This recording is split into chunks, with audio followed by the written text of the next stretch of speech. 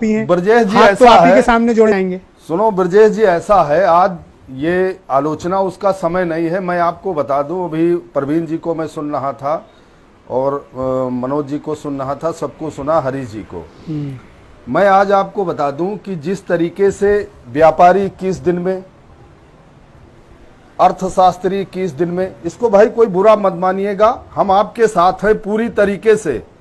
और अगर सरकार कह देगी कि 30 अप्रैल के बाद सरकार के आंकड़े में जितने किसान हैं, सक्षम किसानों को अगर कुछ परिवार के तरीके से अगर आप बांट दोगे तो देश में एक आदमी भूख से नहीं मरेगा। मैं आपसे वादा करता हूं, किसान के पास सब कुछ है, लेकिन जितना प्राइवेट सेक्टर है, अधिकारी हैं, नेता हैं, देखो विधायकों सांसदों ने कहा कि हमारे विधायक निधि से फेसबुक पे चल रहा है, इतने लाख रुपए दे दिया। अरे तुम्हारे बाप की है विधायक निधि? तुमने क्या दिया अपने खेत खरियान से? आज देश को जरूरत है, मैं किसान का बेटा हूं, देश के लिए जो देना पड़ेगा वो किसान देने को तैयार है। लेकिन अगर 20 दिन में लॉकडाउन हटाया गया, देखो इस बीमारी के बारे में बहुत बड़ा वैज्ञानिक तो नहीं हूं, लेकिन हमारा सुझाव है कि गांव ग्रामीण में उनकी जांच हो, किसानों को इसके सुझाव दिए जाएं कि इस तरीके से आपको रहना है, और इसके जांच और जो नमूने हैं उसका चेकअप किया जाए, और कहीं कुछ नहीं घाटा वाटा होगा। अरे हम 70 सालों से घाटा बर्दाश्त कर रहे हैं, 70 साल से 20 दिन में पूरा देश हाथ फैला रहे हो आप लोग। 70 साल से घाटे की खेती कर रहा हूं, फिर भी नहीं मरा हूं, फिर भी देश के साथ खड़ा हूं। आज चैनल से भारत समाचार के कह रहा हूं कि एक एक किसान देश के साथ खड़ा है, सरकार के साथ खड़ा है।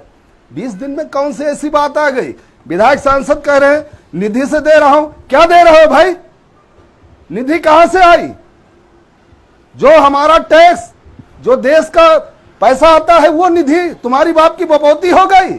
क्या नाटक बना रखे हैं विधायक सांसद? उन्हीं के लिए सब कुछ, सरकार उनके इशारे पे। देश अगर गांव ग्रामीण को छोड़ देगा ब्रजेश जी, मैं फिर भी कहता हूं कि अगर इस हिंदुस्तान को, भारत को जिंदा रखेगा तो किसान रखेगा। आज BMW की फैक्ट्री नहीं चल रही, बड़े बड़े रेस्टोरेंट नहीं चल रहे, लेकिन गाय दूध दे रही। किसान खेत में जैसे काम करता था वैसे कर रहा, रात में भी कर रहा, दिन भी कर रहा है। सोच बदलो।